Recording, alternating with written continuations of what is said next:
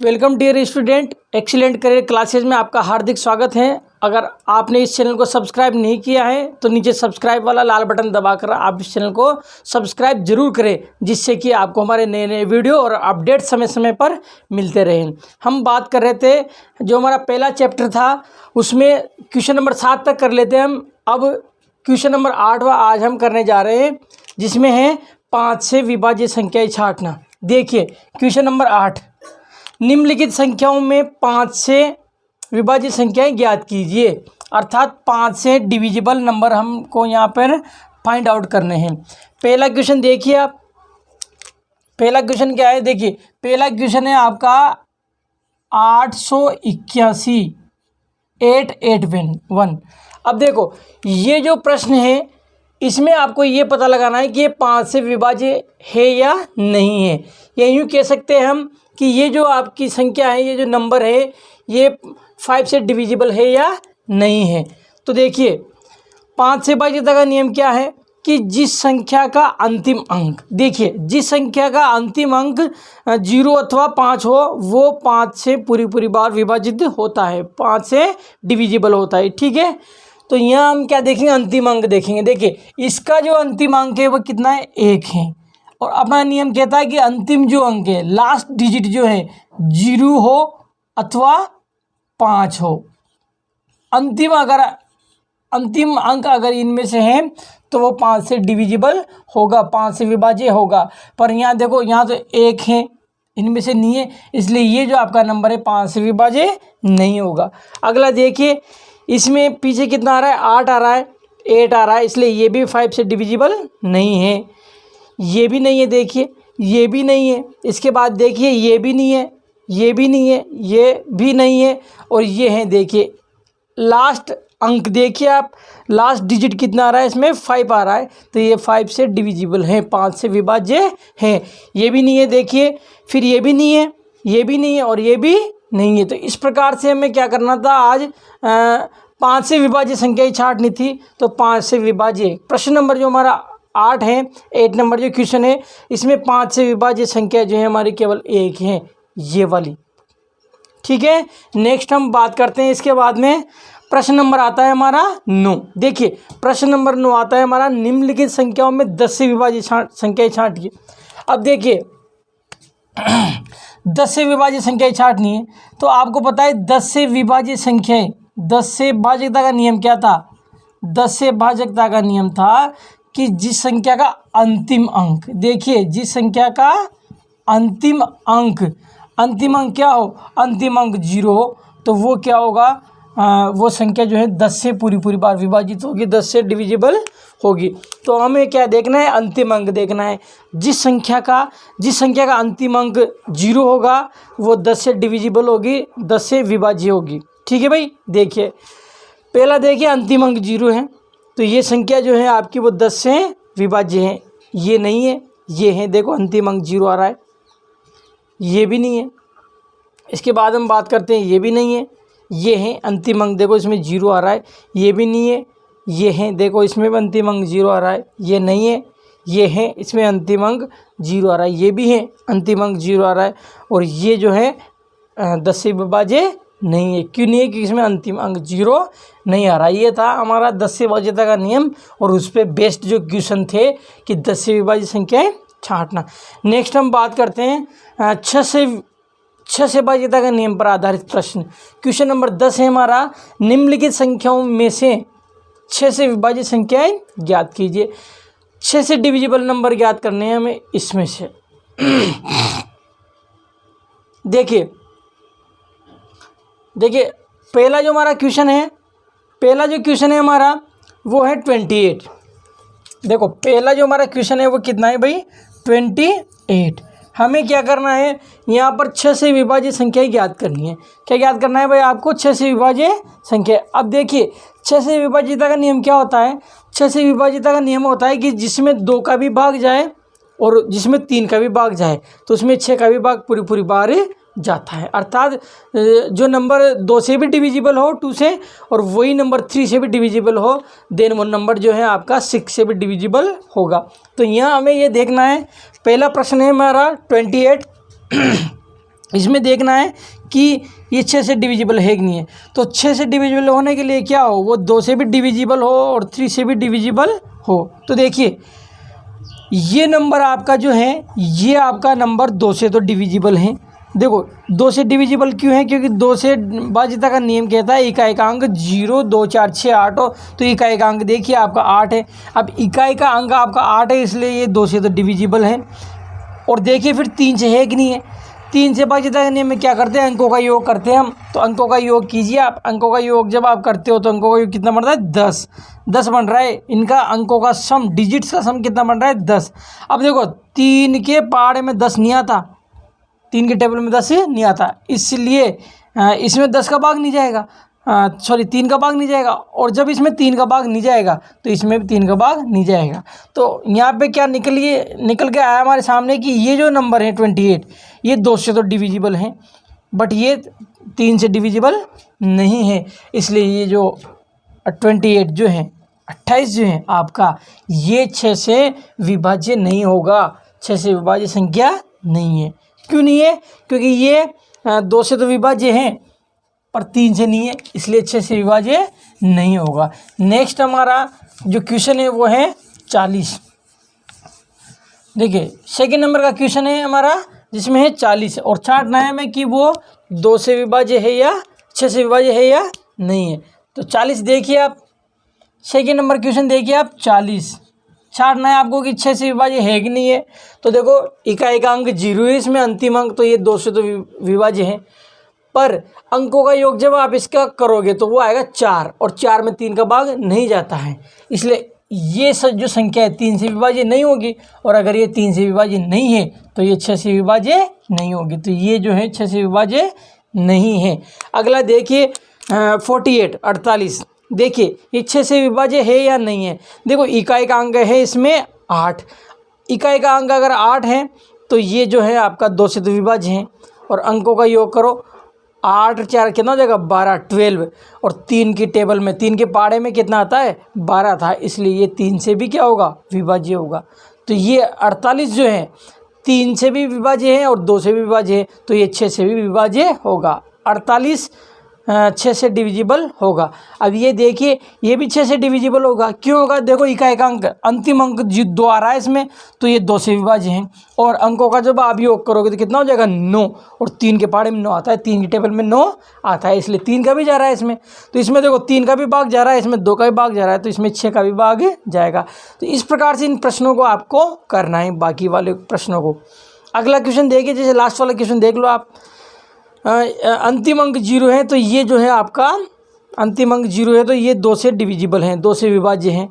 और 3 से चेक करो, 3 से चेक करने के लिए क्या करेंगे, अंकों का योग करेंगे। अंकों का योग करो आप, 4 2 6, 6 में 0 जोड़ोगे कितना आएगा, 6 आएगा। और 3 के पहाड़े में, 3 की टेबल में 6 आता है, इसलिए इसमें 3 का भी भाग जाएगा। अब देखिए ये 3 से भी विभाज्य हैं और 2 से भी विभाज्य है, तो ये 420 जो है आपका 6 से भी क्या होगा, विभाज्य होगा, ये 6 से डिविजिबल होगा। नेक्स्ट जो प्रश्न है हमारा, नेक्स्ट प्रश्न है हमारा क्वेश्चन नंबर 11 निम्नलिखित संख्याओं में 7 से विभाज्य संख्याएं ज्ञात कीजिए। देखिए क्या करना है, हमें 7 से विभाज्य संख्याएं छांटनी है। अब 7 से विभाज्यता का नियम क्या था हमारा, देखिए 7 से विभाज्यता का नियम हमारा ये है कि यदि किसी संख्या के अंतिम 2 अंकों से बनी संख्या में शेष संख्या का दुगुना जोड़ दिया जाए, और जोड़ने पे जो संख्या प्राप्त होती है अगर उसमें 7 का भाग पूरी बार जाता है तो संख्या में भी 7 का भाग पूरी बार जाएगा। तो यही हम यहाँ पे चेक करेंगे। पहला क्वेश्चन देखिए आप, पहला क्वेश्चन है हमारा 1400। देखिए पहला क्वेश्चन देखिए हमारा 1400, ये चेक करना है आपको कि 7 से विभाज्य है या नहीं। अब 7 से विभाज्यता का नियम क्या कहता है कि अंतिम 2 अंकों से बनने वाली संख्या, अंतिम 2 अंकों से बनने वाली संख्या कौन सी है, ये। इसमें क्या करो आप, शेष संख्या का दुगना जोड़ो, डबल, इसका डबल जोड़ो, कितना हो जाएगा 28। जोड़ो, जोड़ने पे कितना आएगा आपका 8 और यहाँ आएगा 2, 28 आया। ये जो संख्या है आपकी, अगर इसमें 7 का भाग जाता है तो ये पूरी संख्या में भी 7 का भाग जाएगा। अब देखिए जो 28 है आपके पास 28, इसमें 7 का भाग जाता है, तो इसमें अगर 7 का भाग जाता है तो इसमें भी 7 का भाग जाएगा। तो यहाँ हम कह सकते हैं कि आपका जो ये 1400 है ये 7 से डिविजिबल है। इसी प्रकार ये देखिए क्वेश्चन नंबर 2 देखिए आपका सेकंड नंबर क्वेश्चन है आपका 4082। ठीक है, अब क्या करेंगे, देखो अंतिम 2 अंकों से बनने वाली संख्या तो है आपकी ये, और शेष संख्या का दुगना जोड़ो। शेष संख्या कौन सी है अपने पास, ये, इसका दुगना कितना हो जाएगा 80, और इसको आप इसमें जोड़ो तो कितना आएगा 2, और ये कितना आएगा 16। अब अगर इसमें अगर आपका 7 का भाग जाता है तो इसमें भी 7 का भाग जाएगा। तो 7 का भाग लगा के देख लो आप, इसमें 162 में 162 में 7 का भाग जा रहा है नहीं जा रहा है। देखिए 7 दूनी 14, कितना बचेगा 2, उतारा 2, 7 तिया 21, कितना बचेगा 1। तो देखो भाग पूरी बार नहीं गए, यहाँ पे शेष पर बच गया आपके पास 1। तो हम ये कह सकते हैं कि इसमें 7 का भाग नहीं जा रहा है, ये 7 से डिविजिबल नहीं है, इसलिए ये भी 7 से डिविजिबल नहीं होगा। अर्थात इसमें 7 का भाग पूरी बार नहीं जाएगा, ये 7 से विभाज्य नहीं होगा। तो हम कह सकते हैं कि ये जो दूसरा नंबर है आपका, दूसरा क्वेश्चन है, ये 7 से डिविजिबल नहीं होगा। नेक्स्ट क्वेश्चन देखिए, थर्ड नंबर क्वेश्चन।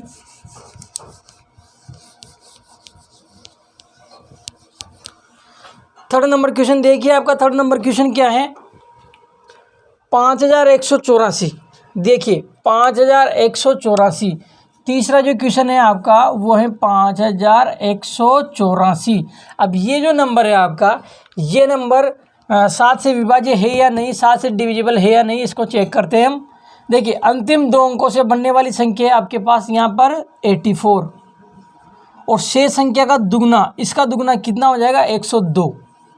जब आप इसमें जोड़ते हो तो कितना बनता है 6 और 8 और 1, 186 बनता है। अब अगर इस 186 में अगर 7 का भाग जाता है तो इसमें भी 7 का भाग जाएगा। देखो लगाइए भाग इसका, इसमें 7 दूना 14, कितना बचेगा आपके पास 4 बचेगा, उतारा 6 उतारा।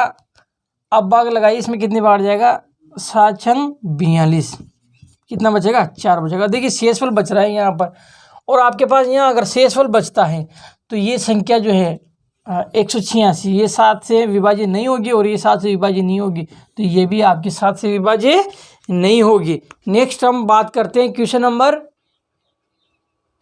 12। निम्नलिखित संख्याओं में 8 से विभाज्य संख्याएं छांटिए। देखिए अगला प्रश्न आता है हमारा, प्रश्न नंबर 12 12। 8 से विभाज्य संख्या हमें ज्ञात करनी है। 8 से डिविजिबल नंबर हमें यहाँ पर फाइंड आउट करने हैं। देखिए 8 से विभाज्यता का नियम क्या होता है, क्वेश्चन नंबर 1 की बात करें अपन, 12 का पहला है 5881।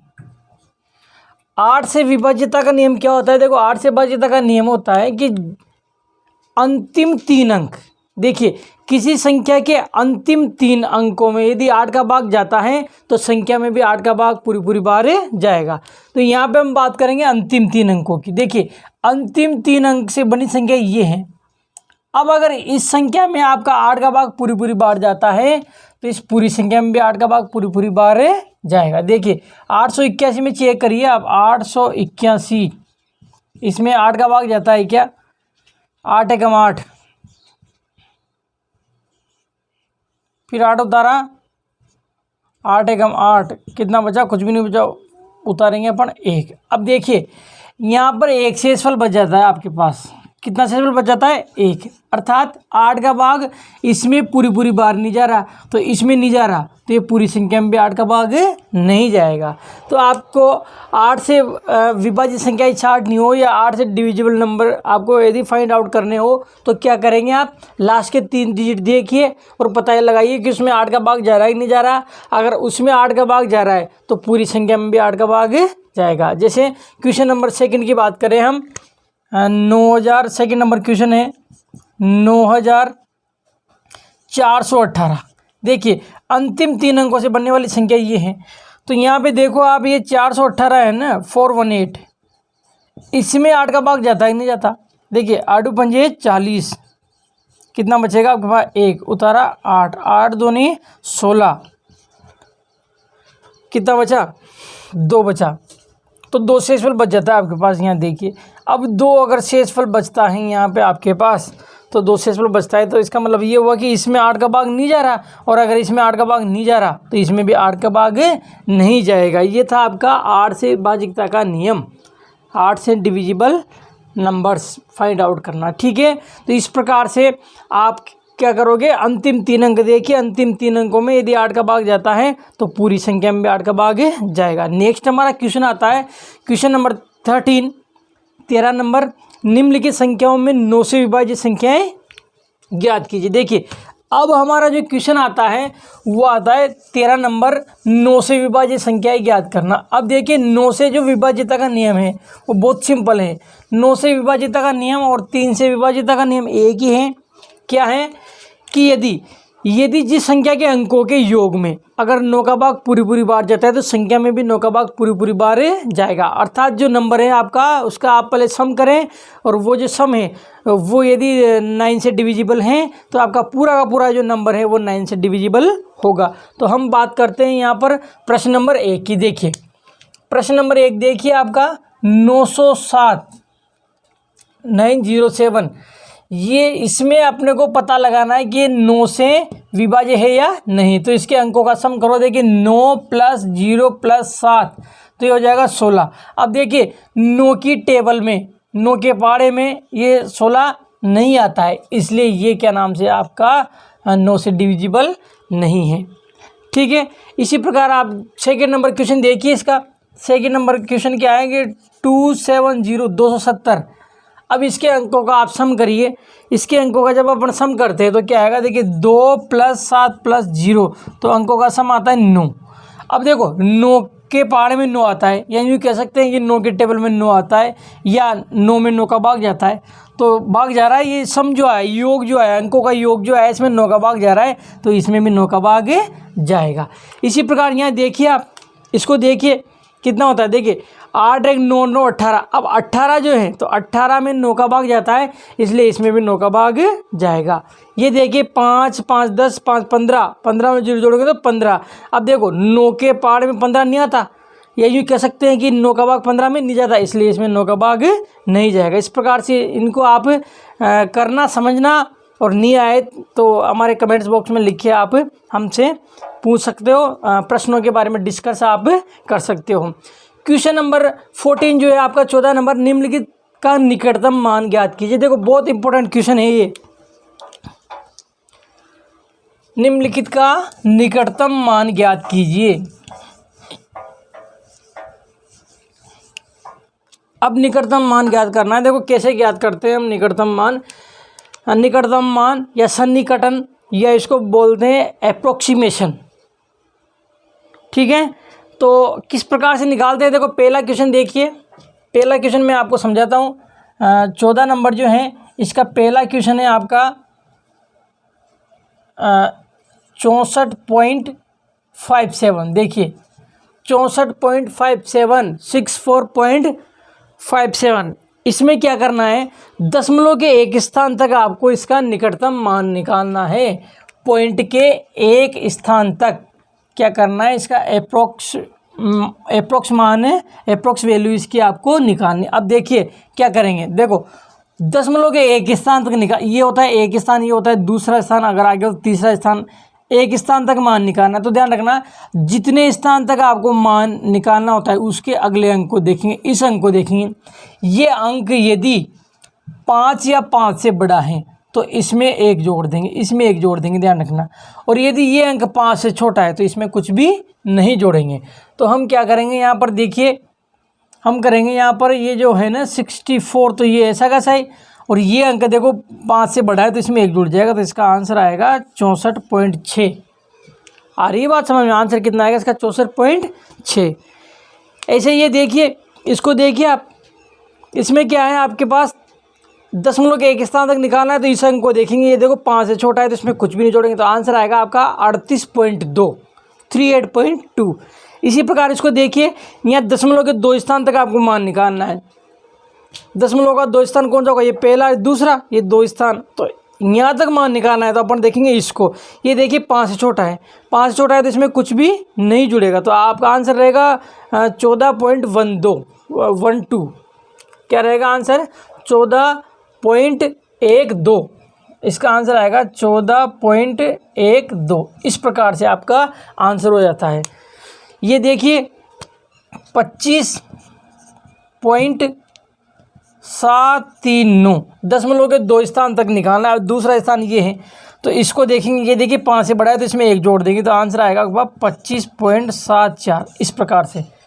अगला क्वेश्चन देखिए आपका 5वां क्वेश्चन देखिए 60.5016 ये है आपका। अब इसमें क्या करना है आपको? दशमलव के 3 स्थान तक मान निकालना है। तो दशमलव का तीसरा स्थान ये हो जाएगा, तो अपन इसको देखेंगे, देखिए 5 से बड़ा है तो इसमें 1 जुड़ जाएगा, तो आपका आंसर आएगा 60.502। ये आपका आंसर हो जाता है। नेक्स्ट फिर देखिए इस क्वेश्चन को देखिए आप 64.3242, दशमलव के 3 स्थान तक आपको इसका मान है निकालना है। तो दशमलव का तीसरा स्थान हो जाएगा ये, तो हम देखेंगे इसको। अब देखो इसको अपन जब देखते हैं तो ये क्या है? 5 से छोटा है, तो इसमें कुछ भी नहीं जोड़ेंगे, और कुछ भी नहीं जोड़ेंगे तो आपका आंसर बन जाता है यहाँ पर, यहाँ लिख देता हूँ मैं, आपका आंसर बन जाता है ये 64.32, और इसमें कुछ भी नहीं जोड़ेंगे तो 4। ये आपका आंसर बन जाता है। ठीक है, तो ये सारे प्रश्न हमने कर लिया आज, विभाज्यता के नियम पर आधारित प्रश्न। अब नेक्स्ट जो क्वेश्चन आता है हमारा 15 नंबर क्वेश्चन, 15 नंबर क्वेश्चन।